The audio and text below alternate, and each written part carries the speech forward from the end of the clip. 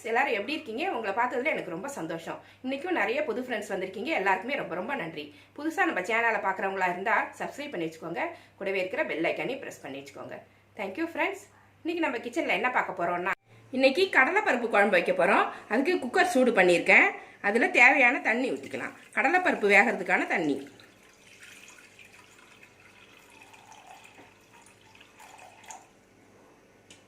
ஒரு 2 டம்ளர் தண்ணி நான் ஊற்றிருக்கேன். 150 கிராம் கடலைப்பருப்பு கழுவி எடுத்துகிட்டு வந்திருக்கேன். இதை இதில் போட்டுக்கலாம். உங்களுக்கு எவ்வளோ குழம்பு தேவையோ அவ்வளோ கடலைப்பருப்பு போட்டுக்கிட்டிங்கன்னா சரியாக இருக்கும். கடலைப்பருப்பு அதிகம் பண்ண குழம்பும் அதிகமாயிரும். இது கூடவே 100 கிராம் பீன்ஸ் கட் பண்ணி வச்சுருக்கேன். 2 பெரிய உருளைக்கிழங்கு இந்த மாதிரி தோல் சீவி கட் பண்ணி எடுத்து வச்சுருக்கேன். இதையும் இந்த கடலைப்பருப்பு கூடவே போட்டுருவோம்.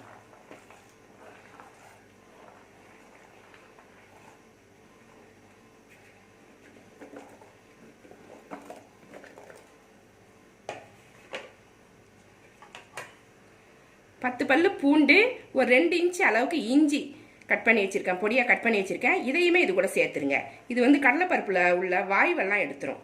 வேகும் போதே அதை போட்டுட்டிங்கன்னா வாய்வு இல்லாமல் இருக்கும். இப்போ இதுக்கு தேவையான மஞ்சள் பொடி போட்டுக்கலாம். ஒரு 1/2 ஸ்பூன் மஞ்சள் பொடி. இதுக்கு தேவையான உப்பு நான் ஒரு 1/2 ஸ்பூன் போடுறேன். அதுக்கப்புறம் நம்ம சாப்பிட்டு பார்த்துட்டு தேவையானதை போட்டுக்கலாம். இதை நல்லா கலந்து விட்டுடலாம். ரொம்ப ஈஸி. குக்கர்லேயே வச்சிடுறதா நம்மளுக்கு. இது நல்லா வெந்ததுக்கப்புறம் மசிச்சுட்டு தாளிக்க போகிறோம். அவ்வளோதான், குழம்பு ரெடி ஆகிடும். நம்மளுக்கு ஈஸியாக இருக்கும். என்ன குழம்பு வைக்கணும்னு நம்ம யோசிச்சுட்டே இருக்கலாம். நம்மளுக்கு எதுவுமே தோணாது. டக்குன்னு கடலைப்பருப்பு உருளைக்கிழங்கு பீன்ஸ் இருந்துச்சுன்னா இந்த மாதிரி குக்கரில் வச்சுட்டிங்கன்னா உங்களுக்கு ஈஸியாக இருக்கும். இப்போ இதை மூடிடுவோம். ஒரு 5 விசில் விட்டு நான் எடுத்துக்கிறேன். உங்கள் குக்கரில் எத்தனை விசில் வச்சா வேகும் அப்படிங்கிறத பார்த்து வச்சுக்கோங்க. தண்ணி கொஞ்சம் அதிகமாகவே வச்சுக்கோங்க. ஏன்னா விசில் அதிகமாக போயிடுச்சுன்னா டக்குன்னு அடி பிடிச்சிரும். பார்த்து வேக வச்சு எடுத்துக்கணும். 5 விசில் வந்துருச்சு. குக்கரை ஓப்பன் பண்ணிட்டேன். நல்லா வெந்துருச்சு பாருங்கள். இந்த மாதிரி நல்லா வேகணும். வெந்தால் தான் மசிக்கிறதுக்கு சரியாக இருக்கும். இதை வந்து நம்ம மத்து இல்லைனாக்கா இந்த மாதிரி ஸ்மாஷர் வச்சுட்டு நல்லா மசிச்சு எடுத்துக்கணும். எல்லாத்தையும் ஒன்றா வச்சு மசிச்சு எடுத்துக்கோங்க. கடலைப்பருப்புலாம் இந்த காய்கறி கூட சேரணும். இந்த மாதிரி நல்லா மசிச்சிடும்.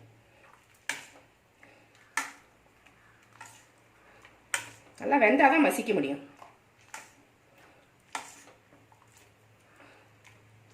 ரொம்ப மசிக்கணும்னு அவசியம் கிடையாது. பாதி மசிஞ்சா போதும். இந்த குழம்பு மாதிரி ஆனால் இப்போ சரியாக இருக்கும். இல்லைனாக்கா தனித்தனியாக இருக்கும் கடலைப்பருப்பு.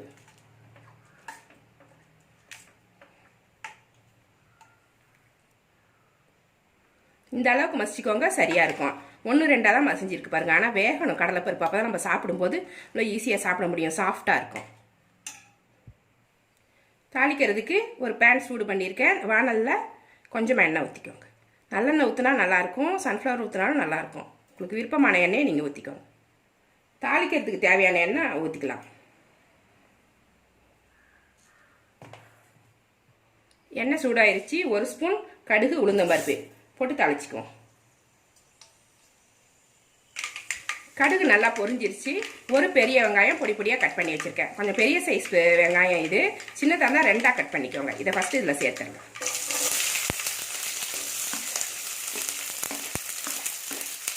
ரெண்டு பச்சை மிளகாய் ஃப்ளேவருக்காக கட் பண்ணி வச்சுருக்கேன். இது 2மே இதில் போட்டுடலாம். இது இல்லாமல் நம்ம தனி மிளகாத்தூளும் போட போகிறோம்.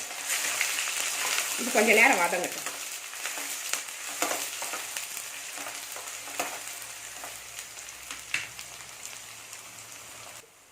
கொஞ்சமாக கருவேப்பிலையும் சேர்த்து வதக்கிடுவோம்.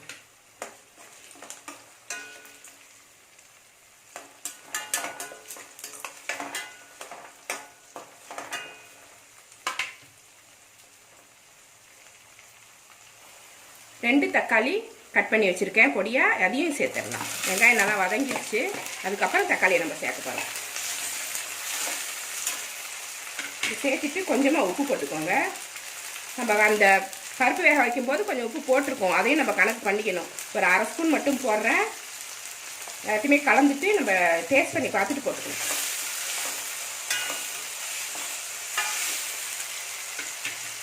கொஞ்சமாக பெருங்காயம்.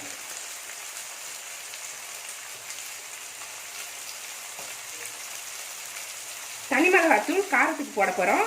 நான் 1 ஸ்பூன் 1.5 ஸ்பூன் போடுறேன். இது ஒரு சின்ன ஸ்பூன் தான், இதெல்லாம் நான் 1.5 ஸ்பூன் போடுறேன். நீங்கள் வந்து காரத்துக்கு தகுந்த மாதிரி நீங்கள் போட்டுக்கோங்க.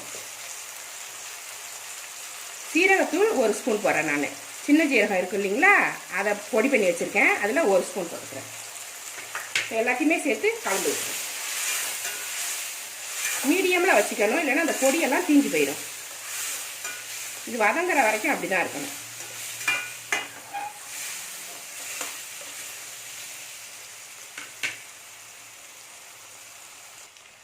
எல்லாமே நல்லா வதங்கிருச்சு. இப்போ நம்ம வேக வச்சுருந்த கடலைப்பருப்பு, பீன்ஸு, உருளைக்கிழங்கு எல்லாம் போட்டு வதக்கியிருந்தோம் பார்த்தீங்களா, வேக வச்சுருந்தோம். அதை வந்து இதில் சேர்த்துட்டு நல்லா கலந்து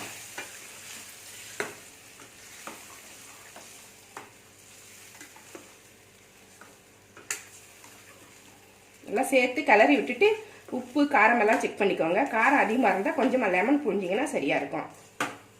உப்பு கம்மியாக இருந்தால் போட்டுக்கோங்க.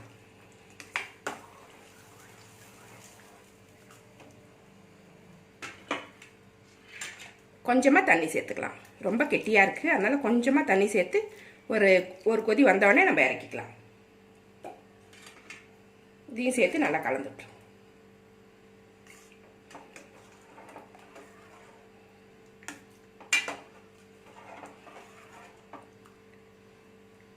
ஒரு கொதி வரட்டும். குழம்பு நல்லா கொதிச்சிருச்சு. கொதிச்சது போதும், இறக்கிடலாம். குழம்பு ரெடி ஆயிடுச்சு. இது ஒரு பிளேட்டில் எடுத்து வச்சு காமிக்கிறேன். லாஸ்ட்டாக ஸ்டவ்வை நிறுத்தினதுக்கப்புறம் 2 ஸ்பூன் நெய் போட்டுக்கோங்க. நல்லாயிருக்கும். இது ஆப்ஷனல் தான், விருப்பப்பட்டவங்க போட்டுக்கோங்க. நல்லா வாசமாக இருக்கும். இதை கலந்துட்டு பிளேட்டில் எடுத்துறேன். சூப்பராக இருக்கும் இந்த கூட்டு கடலைப்பருப்பு குழம்பு.